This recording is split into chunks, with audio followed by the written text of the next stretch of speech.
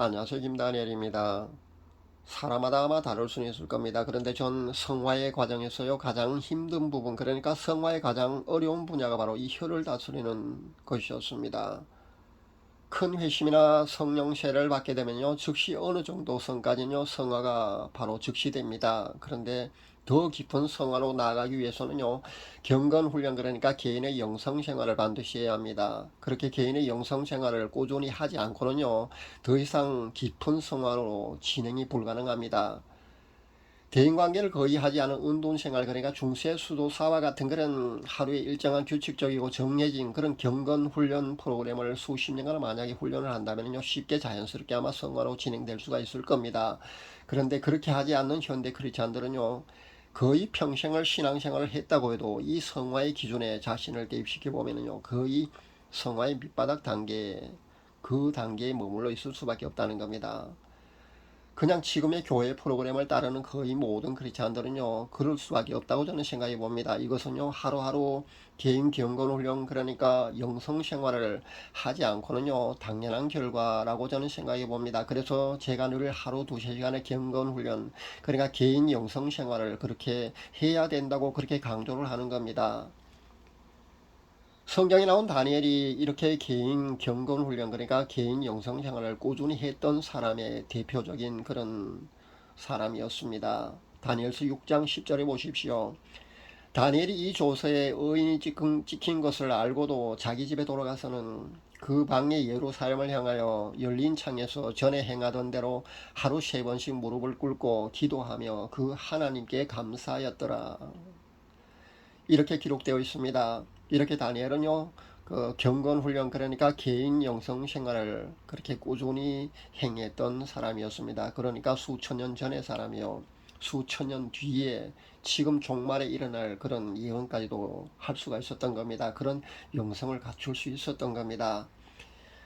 지금의 현대 교회 프로그램만으로 여러분이 만약에 신앙생활을 그렇게 한다면은요, 그러니까 경건훈련, 그러니까 개인 영성 생활을 하지 않게 되면은요, 거의 모든 크리스천들은요, 종교인 정도밖에 될 수가 없을 줄 압니다. 그 정도의 신앙 프로그램으로는요, 성화의 단계로 진입조차 사실 어렵다고 봐야 합니다. 그러니까 평생을 교회 다녔다고 해도요, 불신자들과 별로 다르지 않은 그런 모습을 보일 수밖에 없는 겁니다. 그래서 세상 사람들로부터요, 그 크리스찬들이나 그 넌 크리스찬들이나 구별이 되지 않는 겁니다. 실제 제가 영의 나이를 봐도요, 거의가 어린아이로 보인다는 겁니다. 초등학교 한 3학년 정도나 초등학교 한 5학년 정도로 보이는 사람은요, 그나마 다행입니다. 왜냐하면 그렇게 보이는 경우도 드물기 때문입니다.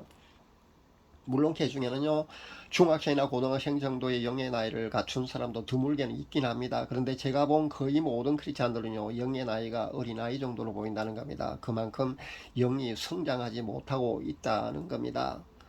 이 영의 나이도요, 그 영성훈련을 게을리하게 되면은요, 그 단계에서 또 다운되기도 한다는 겁니다. 그런데 집중해서 애쓰게 되면요, 그 영의 나이가 30이 있다고 했을 때요, 30이 최고라고 했을 때요, 20대 후반 정도까지 그 영의 나이가 성장할 수 있습니다. 실제 20 몇 살 정도 되는 사람도 본 적이 있습니다. 단계로 올라갈 때마다요, 그렇게 시험을 치르고 그렇게 또 통과를 해야만 영의 나이가 많아진다는 것을 우리가 알아야 합니다. 이런 것이 보이지 않는다고 해서요, 없는 것이 아니라 누구에게나 이런 그 영적으로 더 성장해 가는 그런 과정 속에서요, 이런 것들이 있다는 것을 우리가 알아야겠습니다. 더 이야기하게 되면요, 영의 세계를 잘 모르는 사람들이 이해를 못하지 않을까 저는 생각해 봅니다. 그리고 절 이상하게 볼 수도 있기 때문에 이 정도만 하도록 하겠습니다. 이상한 이야기를 한다고 생각하지 마시고요. 개인 영성 생활을 여러분이 반드시 해야 한다는 것을 다시 한번 강조합니다. 보이지도 않는 그런 세계, 영적 세계 이야기는요, 더 깊게 만약에 하게 되면요, 그렇게 그 구독자들이 만약에 그런 깊은 단계에 들어와 있는 경우 같으면요, 그것을 이해하고 따라올 그런 사람도 물론 있을겠지만요, 그렇지 못한 사람들은요, 오히려 이상하게 볼 수도 있다는 겁니다. 그래서 가급적 제가 영적 세계 이야기는 깊은 얘기를 사실 하지 않습니다. 그런데 오늘 자연스럽게 이런 이야기가 나오다 보니까요, 이런 이야기를 제가 하고 말았습니다.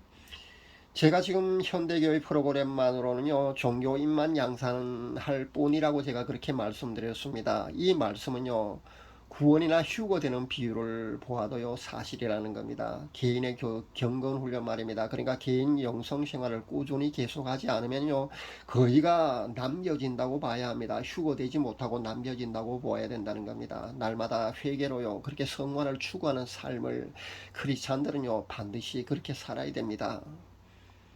달콤한 그런 사탕 발린 메시지가 얼마나 범람하고 있습니까?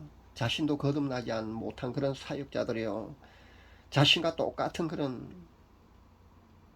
멸망의 구렁텅이로요 양떼들을 그렇게 몰고 가고 있다는 겁니다.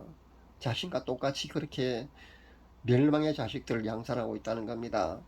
누구나 쉽게 구원을 받는다면서 그렇게 안심시키는 그런 메시지는 또 얼마나 많은 영혼들을 지옥에 보내고 있는지 아십니까? 최소한요 복음사역자는요 자신이 하는 메시지가요 구원의 길을 이탈하게 하는 그런 메시지는 전하면 절대 안 됩니다. 그렇게 되면요 그 핏값은요 하나님께서 반드시 자신에게 찾으신다는 것을 우리는 잊어서는 안 될 줄 압니다. 제가 큰 회심 후에 도전을 받은 한 사람이 있었습니다. 벌써 6년 전입니다. 근데 그 당시 카톨릭 그러니까 천주교 신자였던 걸로 제가 기억합니다. 근데 개종해서요 휴거를 준비하고 개인 영성 생활을 그 당시 이미 7년 정도 하고 있던 그런 자매였습니다. 이분은요 이미 그때 성화에 상당히 그 깊은 곳까지 이미 도달해 있는 상태였습니다. 특히 제가 부러웠던 건요 바로 언어 그러니까 말에 있어서 거의 제어가 되는 그런 단계에 벌써 이 자매가 들어가 있더라는 겁니다. 그러니까 언어 즉 그 말에 있어서도 이 부분은요 거의 한 98% 정도 아마 그 지난 단계에 아마 있는 것 같았습니다. 제가 보기에는 분명히 그랬습니다. 이 자매는요 비속어나 언어 아니면은 그 유행어까지도요 사용하지 않는 그런 단계에 있더군요. 전 그 당시 그 뒷담화 정도의 그런 단계에서요 그 당시 저는 넘어지고 하던 때였는데 이 자매는요 저한테 비하면은요 굉장히 도전이 될 만한 그런 단계에 이미 가 있었습니다. 참 부러웠습니다. 그리고 도전이 되었습니다. 목회자라고 해서요 성화의 깊은 단계에 들어가는 것은 분명히 아닙니다. 입만 열면 그 습관적인 그런 쌍욕이 나오는 그런 정도도 많이 있지 않습니까? 실제 목회자 가운데도 이렇지 않습니까? 그런데 이 자매는요, 헐하는 그런 유행어 있지 않습니까? 예전에 꽤 유행한 걸로 압니다. 그 유행어조차도요, 사용하지 않더라는 겁니다. 그렇게 성화의 깊은 단계에 들어가 있어서인지요. 이분은 이미 그 주님의 음성을 듣는 그런 단계에 있었습니다.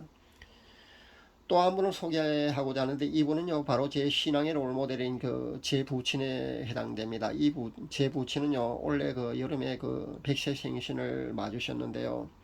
제 부친이 바로 이 말 부분에서 거의 제어가 된다는 겁니다. 하루 종일요 아무 말씀도 거의 하지 않으신다는 겁니다.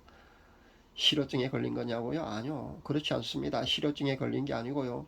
허탄한 세상 이야기, 웃기는 이야기, 남 이야기, 별 유익이 없는 그런 대화를 아예 안 하신다고 보시면 됩니다. 그러다 보니까요, 다른 사람이 볼 때 약간은 바보스러운 그런 모습으로 아마 비춰지지도 않을까 저는 그렇게 생각해 봅니다. 그렇게 된다고 보면 아마 정확한 표현이지 싶습니다. 다른 적절한 표현이 없어서 제가 그런 표현을 썼는데요. 여러분 오해는 없으시기 바랍니다. 제가 성화의 단계로 들어가 보니까요 가장 어려운 부분이 바로 이 말 그러니까 입술 그러니까 혀를 다스리는 문제였다고 제가 말씀드렸습니다. 저는 그게 가장 어려웠습니다. 저는요 본능인 식욕과 성욕까지도요 거의 희미한 단계까지 금방 이르렀습니다. 그게 벌써 6년 전에 그렇게 되더라는 겁니다. 그런데 이 말 부분은요 그렇게 어려웠습니다.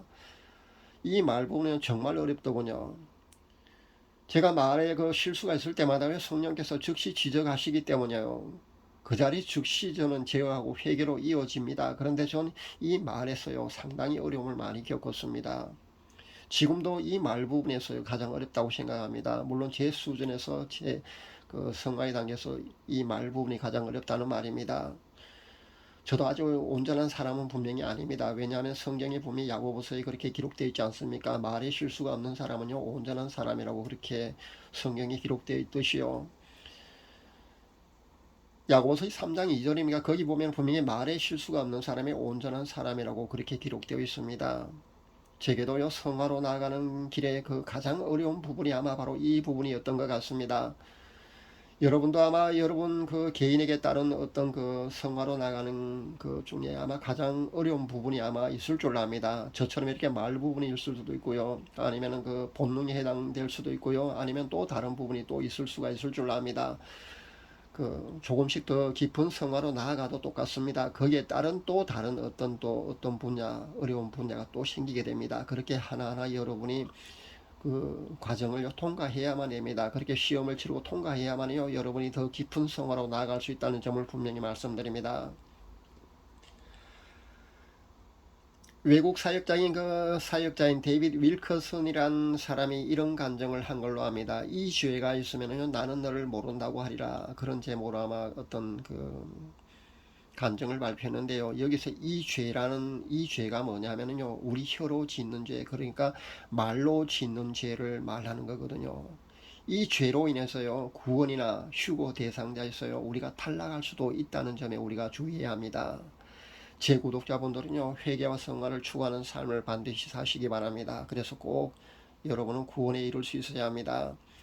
특히 자신의 입술, 그러니까 말로서 짓는 죄까지 여러분 자유로운 그런 경지에 꼭 가서요, 그런 성화에 꼭 이르러서요, 반드시 휴고 신부가 다 될 수 있기를 간절히 바랍니다. 감사합니다.